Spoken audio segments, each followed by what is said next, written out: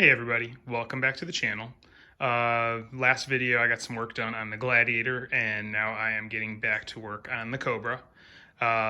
Based on where we left off on the Cobra, it's now kind of at the point of just finishing up, putting stuff back together, making a few tweaks here and there, and getting the thing prepped to drive. One thing I will add is that I did order the fuel gauge. I can't remember if I said that in the last video, so I will be having the matching Cobra fuel gauge because, with the Cobra voltmeter and Cobra water temp gauge, the factory converted Mustang fuel gauge just looked so out of place.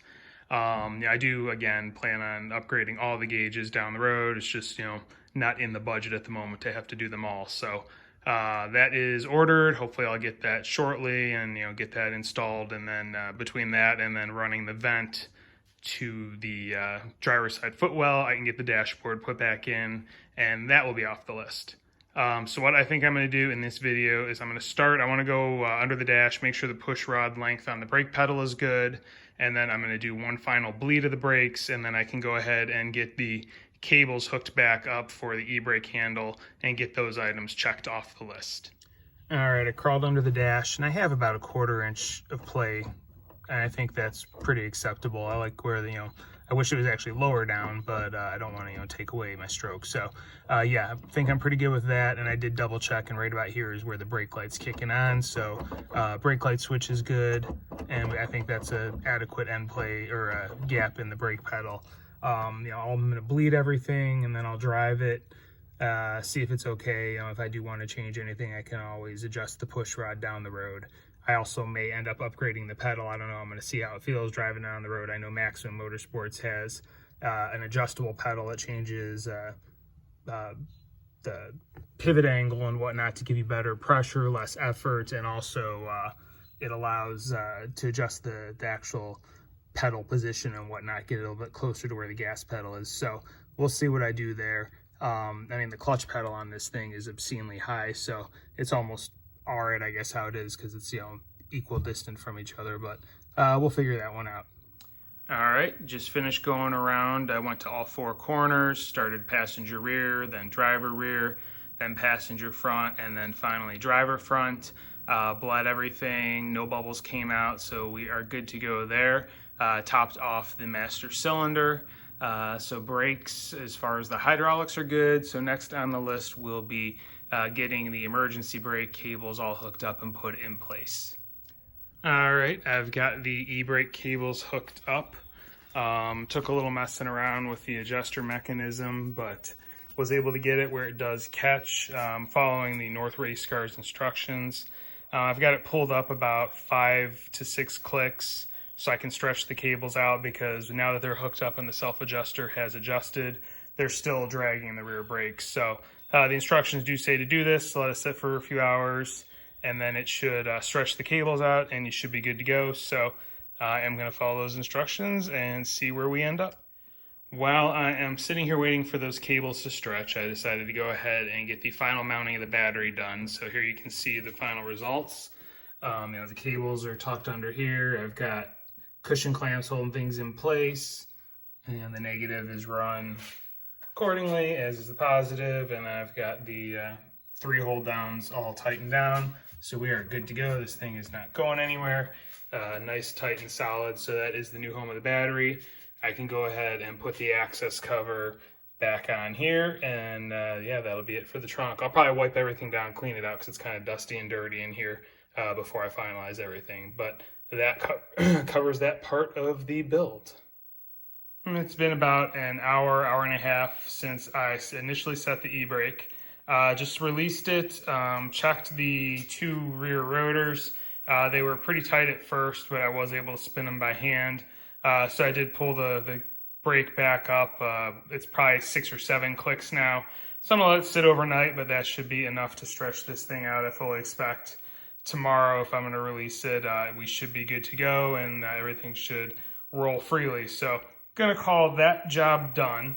Also, while I was waiting, one other thing I just did, I noticed when I had the distributor in and was messing with the timing that a couple of the wires were a little taut. So I went ahead and pulled the distributor out and just basically moved the, adjusted it 1 tooth on the camshaft. I mean, I kept the timing right with everything, but pulled the whole thing out and just kind of caulked it a little bit better. So now there's no tension on any of the wires. So just a little reliability thing there. All right, next day. First off, I did release the emergency brake and double checked, and I was still able to spin everything in the back. Both rotors will spin. They're a little, there's a little bit of tightness, but they do spin. I'm sure, the brake pads, as soon as you take it out a couple of times and it wears a groove into the rotor, it'll be fine. It's not dragging real bad or anything like that. I mean, I can spin them by hand, so it might also loosen up a little bit, over a little more time. So I did, just put a bunch of tension on the e-brake handle again, so we'll see if that loosens up anymore. What I'm working on right now is the vent for the driver's side. I thought about it, looking at space and whatnot. I'm actually going to mount it right around here. This seems to be a good spot as far as where switch gear is, and there'd be enough space behind the dash. This is the mount for the Vintage Air auxiliary vent, which you can see there in multiple pieces. Actually, I don't remember if it's Vintage Air or not. But either way, what I'm going to do is I have some aluminum angle that I drilled a couple holes in. I'm going to mount this here, recessed back a little bit just to give me a little extra space. And then I'll just use double-sided 3M tape, which I have a roll of there, to attach the plastic housing to the aluminum bracket, and that should hold it in place. I mean, that tape's really, really strong. If it doesn't hold up, then I can always put a little screw in it or something like that, but not too worried about it. And that way I can run, the one vent line from the vent here, across the back of the dash, and then hook it in right here on the bottom of the defroster box. So that way I at least have a little bit of heat on my side. All right, here you go. The bracket is screwed into place. I used the 2 self-tappers, used the double-sided tape, cleaned everything up really good with brake cleaner, and I just have the vice grips on it for a little bit just to make sure the double-sided tape adheres properly. I'll pull those off here shortly, and then I can go ahead and put the vent in to the hole and then run the hose to the duct off of the actual heater unit. All right, there we are. Ducting is cut and in place. I'll probably put a zip tie on each end just to make sure. I did just power up the system, turned it on, and yeah, I mean, it blows plenty of air down to the footwell. I can angle it perfectly, so that should be more than enough for what I need. So that one is hooked up. I'm leaving the other one open right now. That's the one that I'll probably use for defrosters down the road. I do have, the defrost vents and the trim pieces and a splitter and everything to hook it up. But I really want to just get this car back together. I don't feel like cutting into the fiberglass and trying to hook that up right now. That's going to be a pretty involved project. So I'll probably do that over the winter time when I have get the rest of the gauges and then complete the gauge install with the tack, the speedo that match, as well as the clock and the oil pressure and temperature gauges that all match the Autometer Cobra versions. So those are all going to be winter projects. I'll have to have the dash out to do those anyway, so I'm just going to do all that stuff at that point in time. Like I said, I really want to get this thing together and at least be able to enjoy it some this year. So that's the plan there. It's Tuesday. I got some stuff going on tomorrow, so I probably won't work on this at all tomorrow. So I think I'm going to call it a video right here. Hopefully I'll be able to get out here Thursday and Friday, do a little bit more work. I'm hoping to have the fuel gauge shortly. And then I can actually put the dash in, because this is the last thing that's the last thing I need.